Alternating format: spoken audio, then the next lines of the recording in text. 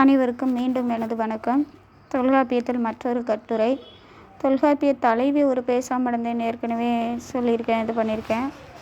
அதை அதனோட தாக்கம் மாதிரி அதன் பொருளிலேயே அமைகிற மாதிரி இது ஆரம்ப காலத்தில் நான் எழுதிய கட்டுரை. ஒரு சின்ன கட்டுரை தான். தொல்காப்பியத்தில் தலைவியோட நிலைப்பாடு அப்படின்றது இந்த கட்டுரையோட தலைப்பு. தொல்காப்பியத்தில் தலைவியின் நிலைப்பாடு. அந்த கட்டுரையில் சொன்ன செய்திகள் சில இருக்கலாம். அது இப்போ பின்னாடி எழுதினது. இது ஆரம்ப காலத்தில் நான் படித்து கொண்டிருக்கும்போது எழுதிய கட்டுரை. தொல்காப்பியத்தில் தலைவியின் நிலைப்பாடு. முன்னுரை.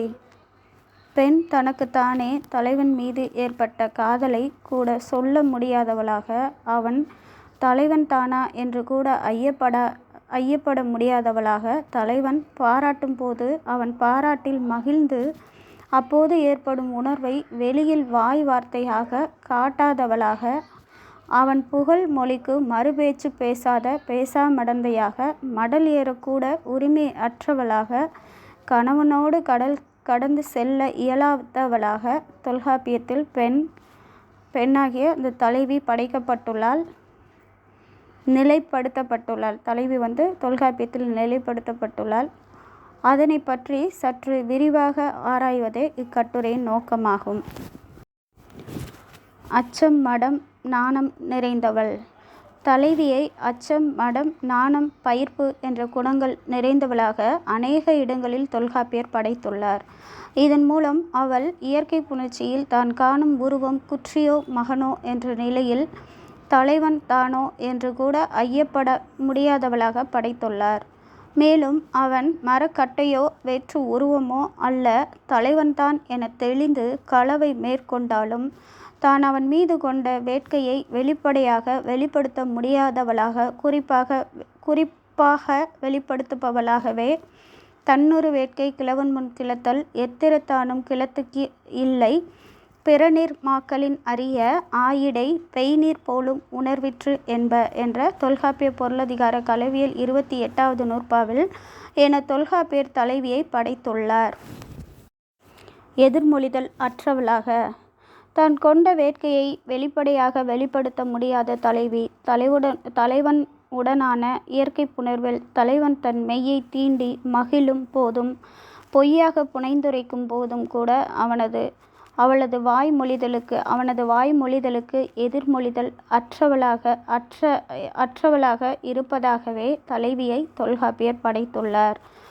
இதனை தொல்காப்பியரின் சொல்லெதிர் மொழிதல் அருமைத்து ஆகலின் அல்ல கூற்றுமொழி அவள் வைனான என்ற களவியல் 20வது நூற்பா வெளிப்படுத்தும்.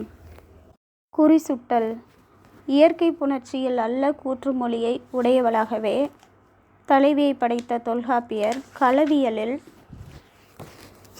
களம் சுட்டு கிளவியது ஆகும் தான் செலற்கு உரிய வழி ஆகலான என்ற களவியல் 30வது நூற்பாவில் களம் சுட்டலில் மட்டும் ஏன் தலைவிக்கு களம் சுட்டும் உரிமையை கொடுத்தார் என ஐயம் ஏற்படுகின்றது.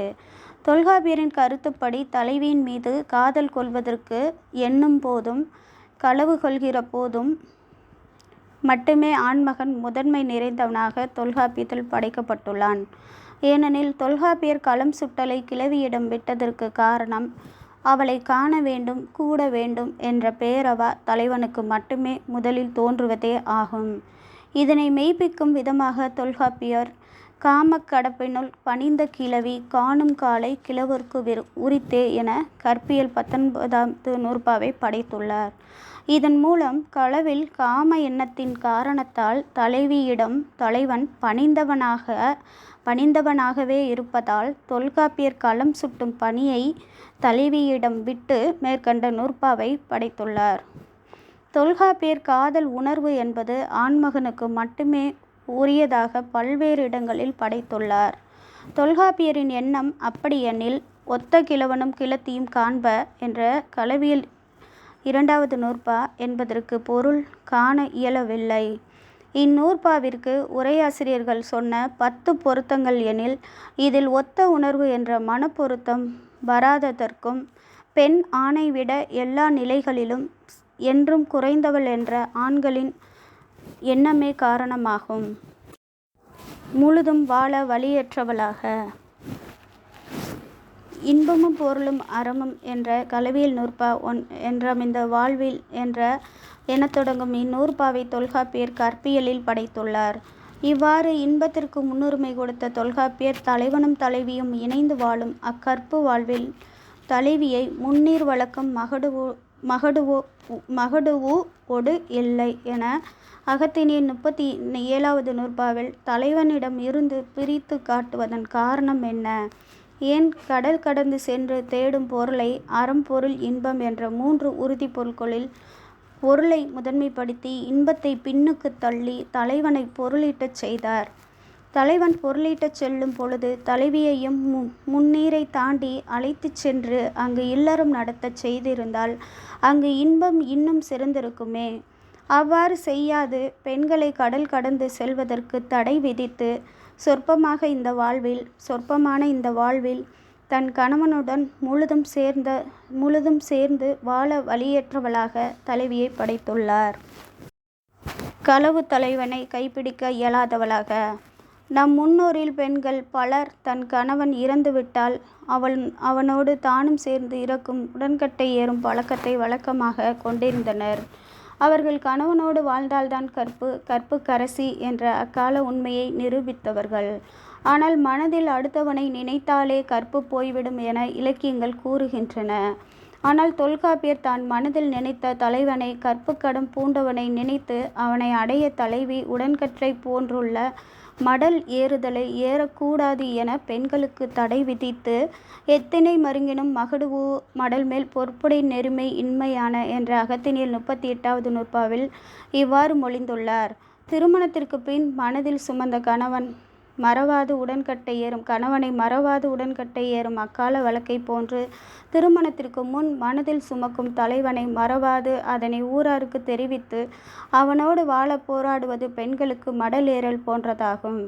கொண்டவன் இறந்ததாக அவனோடு சேர்ந்து இறக்கும் பெண்ணின் உடன்கட்டை ஏறல் என்ற கொள்கையை ஏற்றுக்கொண்டு வரவேற்றும். மனதில் கொண்டவனோடு வாழ வேண்டும் என்ற கொள்கையை ஏற்றுக்கொள்ள தொல்காப்பியர் தவறியுள்ளார். முடிவுரை. தொல்காப்பியத்தில் தலைவன் தலைவியர் ஒத்த குணங்கள் உடையவர்களாக படைக்கப்பட்ட போதும் ஒத்த உணர்வுகள் நிரம்பியவர்களாக படைக்கப்படவில்லை. தலைவியை அச்சம் மடம் நாணம் நிறைந்தவளாகவே நம் பொருளதிகாரத்தின் அநேக இடங்களில் தொல்காப்பியர் படைத்துள்ளார்.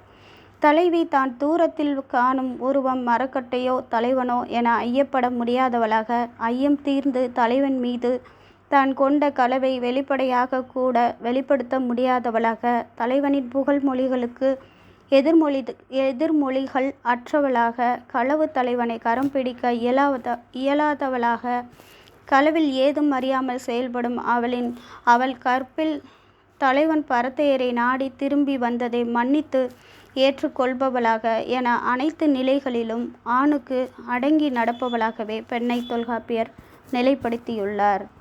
நன்றி, வணக்கம்.